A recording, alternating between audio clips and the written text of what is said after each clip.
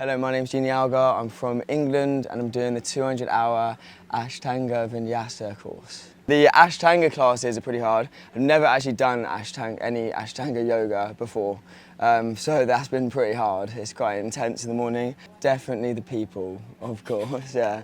Made some great friends whilst being here. And also just Gonda is such a lovely place as well, yeah. I didn't really focus on my breath as much. I saw it more as just like a physical workout. It's made me realise that it's more than that. All the teachers have been great. There is this one KY, French one, new one, who's, no I'm joking. No, all the teachers have been lovely. Yeah, they all do great things.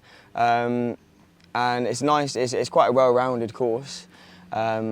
And it's nice to have a mixture of teachers from all over the world as well, which has been really nice. The actual course is great and it's definitely worth doing.